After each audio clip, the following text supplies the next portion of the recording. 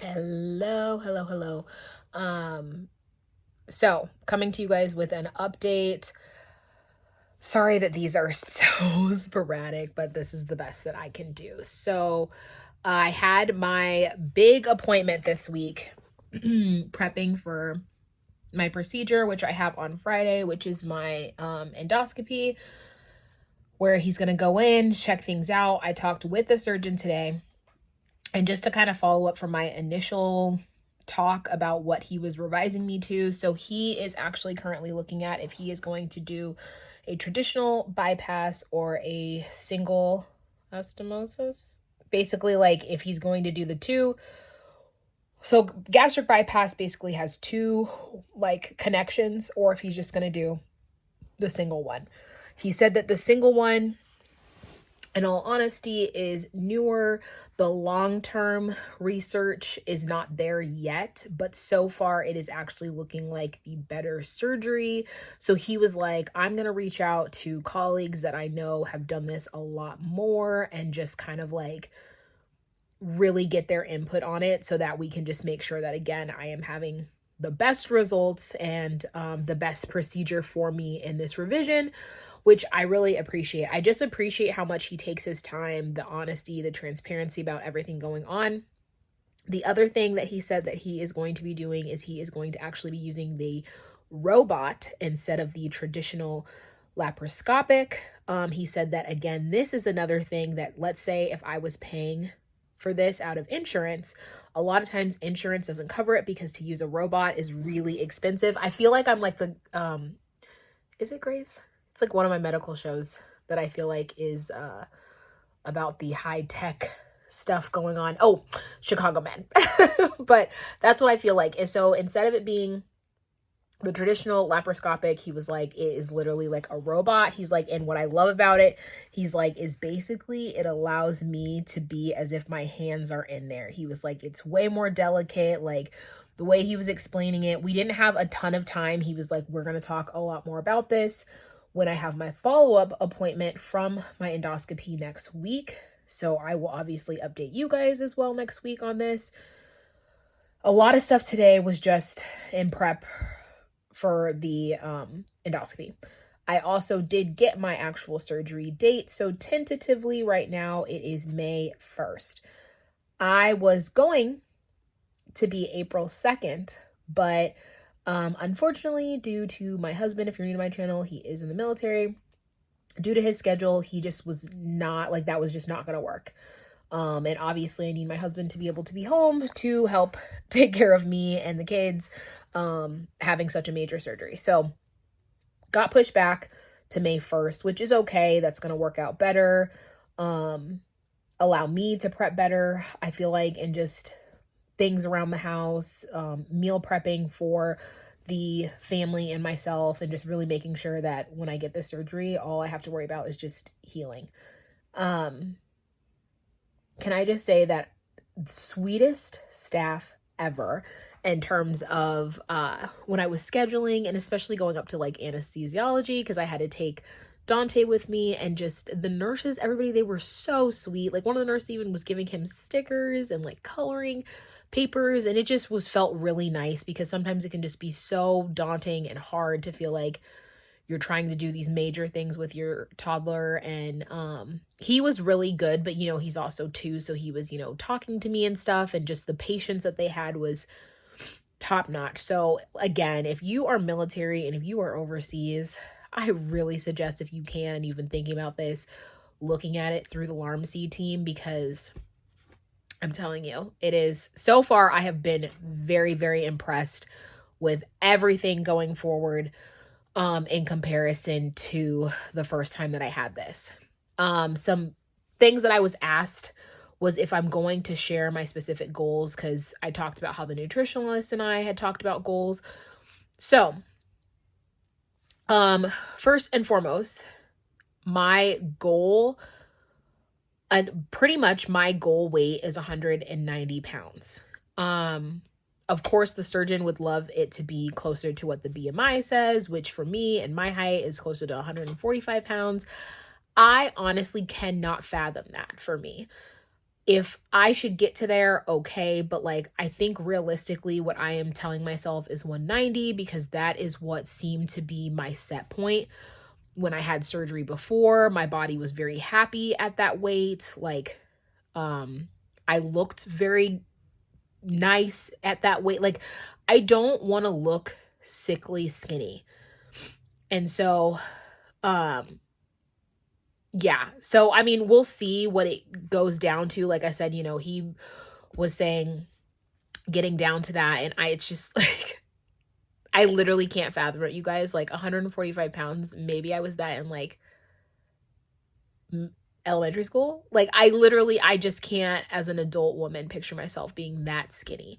And especially because any of you guys that have followed my journey, so when you saw me and you guys were like, you're so itty, I was 190 pounds, you guys. Like when we went on our honeymoon, and that was just because I drank smoothies to fit into that little wedding dress for us for our pictures, was 185. And that was a struggle. I'm talking like I was almost not eating to just like make the scale say that number. But it was not like my body did not want to stay there. My body was very comfortable at 190 pounds. And so, yeah, it's very hard for me to picture anything below that. The nutritionist said that was excellent, great goal. So like I said, we'll see. Cause obviously if I get to 190 pounds in 2 or 3 months and,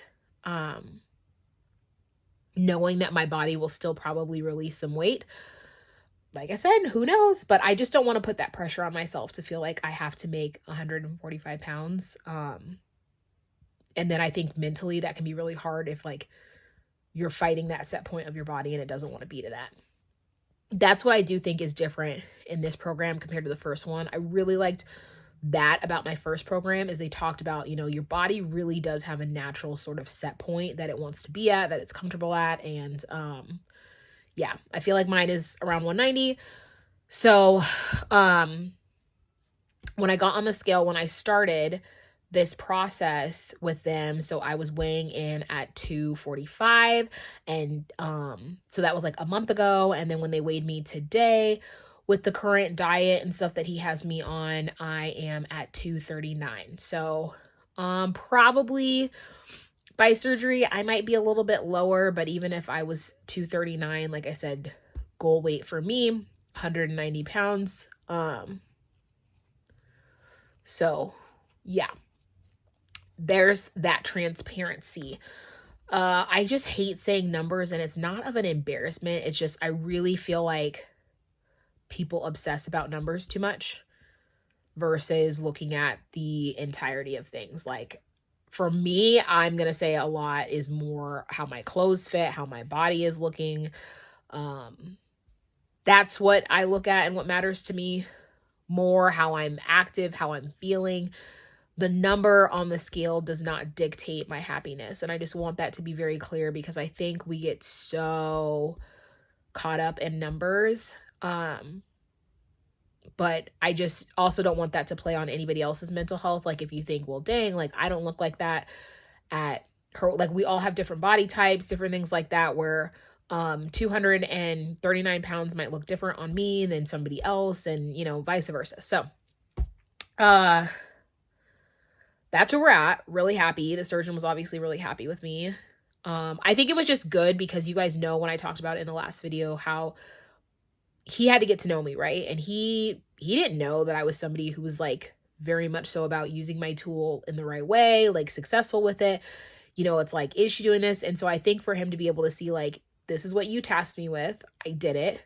And then even I told him, thanks for making me go back to the basics, because when you have to go back to the basics and really look and track, I knew that I was like grazing and eating things that maybe weren't the best, but I had no idea how much I was just grazing throughout the day.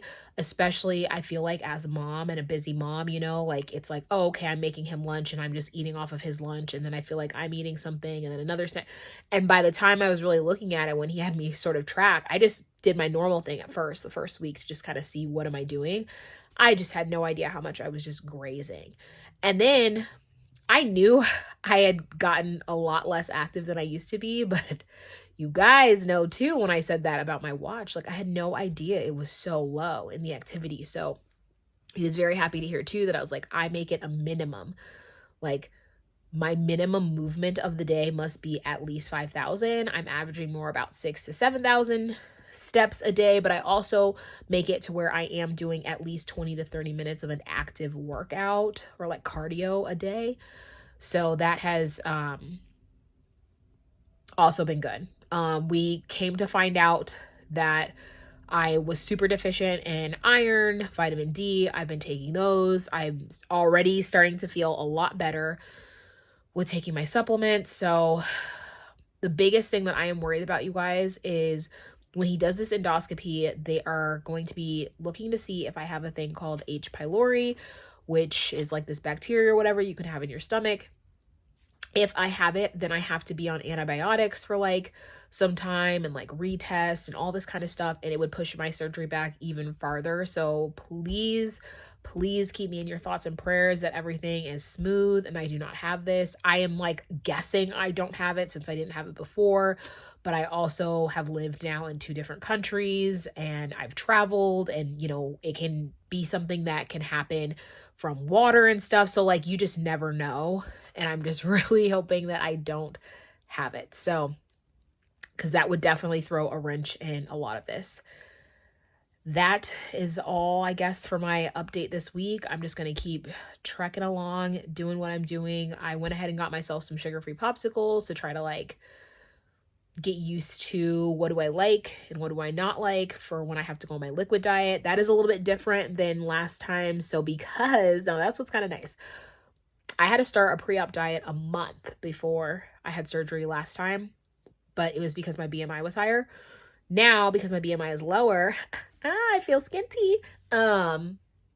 I don't have to do the like full liquid diet a month out. I do it 2 weeks out, but it's interesting because they make it just an all liquid diet. I remember before my diet was like 2 liquids and then a like meal that was just balanced, whereas this is just straight up liquid, you guys. So it is just nothing but protein shakes, sugar-free popsicles, all that jazz for 2 weeks. And then at the last 2 days before surgery is when I can only have clear liquids. So I am going to be hangry. I don't even know, because I felt like I was able to be distracted, but I also did not have to take care of other human beings when I was doing my pre-op before versus now, where it's just like, I'm like, please, Lord, give me all the strength, because having to run after my kids and like do all this stuff on liquid, I don't know. So yeah, there's that. If you guys have any questions or anything like that, definitely please leave it down below. I do think I'm going to do probably some fun stuff of showing like what I'm going to pack for the hospital. I'll probably maybe do something that is like what I actually use in the hospital. Usually what I pack, I use everything. So I'm a little bit more of a conservative packer, but an efficient packer, I feel like, when it comes to hospitals, like childbirth, all that kind of stuff. So if you guys want to see something like that, I can definitely show it. If you guys are interested in seeing some of the meal prep that I do, any of that kind of stuff, just let me know. Or if you have any other questions or anything, you guys know what to do. So thanks, and I'll see you guys in the next video.